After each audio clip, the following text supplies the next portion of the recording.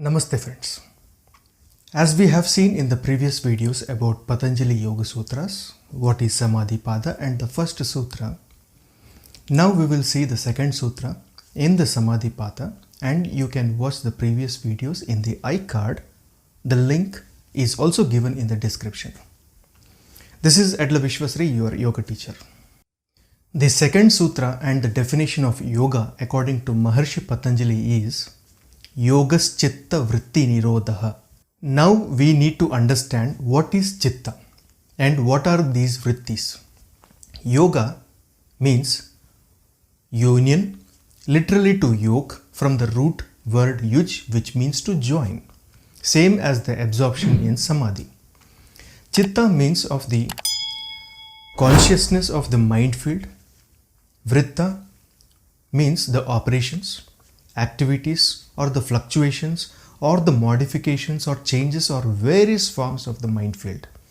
Nirodhah means control, regulation, channeling, mastery, integration or coordination, understanding, stilling, quitting, setting aside of. A good explanation is necessary here because as this sutra is defined as the definition of yoga, as per Patanjali, the mind Chitta is comprised of three segments: the Manas, Buddhi and Ahankara. Manas is the account workforce which gets impressions assembled by the faculties from the outside world. Buddhi is the discriminative staff which arranges these impressions and responds to them. Ahankara is the inner sense which asserts these impressions for its own and hides away up as individual information. For instance, Manas reports a massive object is quickly moving closer. Buddhi chooses, oh, that is a bull. It is ferocious. It needs to be assault somebody. Now Ahankara shouts, it needs to assault me. Now Patanjali says it is one who see this bull. It is I who am scared. It is I who am going to flee. Later, from the parts of a close by tree, Ahankara may include, presently I realize that this bull, which isn't I, is risky. There are other people who don't have the foggiest idea about this. It is my very own insight which will make me maintain a strategic distance from this bull in future. If the reality of God exists by any stretch of the imagination, it must be all over. It must be present inside individually, conscious being, each lifeless thing. God inside the animal is referred to in the Sanskrit language as the Atman or Purusha, the self. Now Patanjali talks consistently of the Purusha, which implies truly the God head that stays inside the body. However, we will substitute the word Purusha with Atman as utilized in the Upanishads and the Bhagavad Gita. As indicated by the Upanishads and the Bhagavad Gita, the one Atman is available inside all animals. Patanjali, following Sankhya philosophy, accepted that every individual animal and object has its own indistinguishable Purusha. The Gita instructs us that yoga is the breaking of contact with torment. Depicting the activity of the thought waves, the observers utilize a straightforward picture, the picture of a lake. In the event that the outside of a lake is lashed into waves, the water gets sloppy and the base can't be seen. The lake speaks to the brain and the base of the lake of base, the Atman. When the Patanjali talks about control of thought waves, he doesn't refer to a passing or shallow control. What does yoga philosophy mean by character? To clarify this, one may build up the similarity of the lake. Waves don't simply upset the peripheral of the water. They likewise, by their proceeded with activity, develop banks of sands or rocks on the lake base. Such sand banks are obviously considerably more perpetual and stronger than the waves themselves. They might be contrasted with the propensities, possibilities, and inactive states which exist in the psyche and oblivious territories of the brain. In Sanskrit, they are called samskaras. The samskaras are developed by the proceeded with activity of the thought waves, and they in turn make new thought waves. The procedure works the two different ways.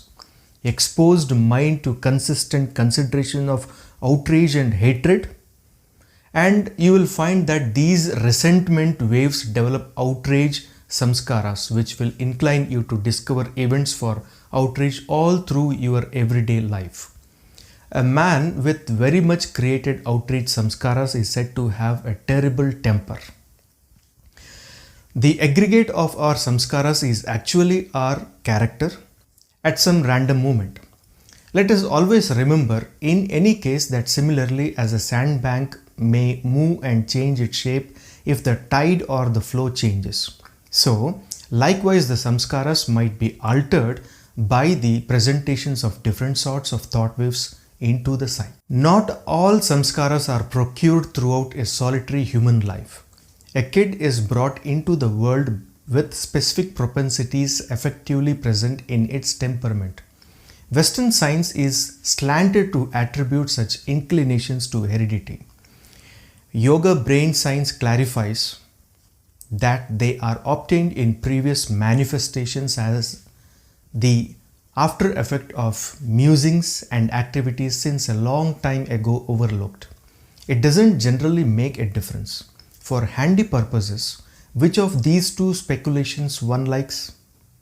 Heredity from the yoga perspective, possibly just another method for saying that the individual soul is driven by existing samskaras to look for resurrection in a specific sort of family of guardians whose samskaras resemble its own, along these lines to acquire the propensities which it as of now has. The yoga aspirant does not waste his time wondering where his samskaras came from or how long he has had them. He accepts full responsibility for them and sets about trying to change them. So, you comprehend what is implied by Chitta. It is the psyche stuff, and Vrttis are the waves, and waves ascending in it when outside causes encroach on it. These Vrttis are entire universe. Once more, this brain is in three stages. One is haziness, which is called tamas. Similarly, as in animals and numbskulls, it just acts to harm others. No other thought comes into that perspective.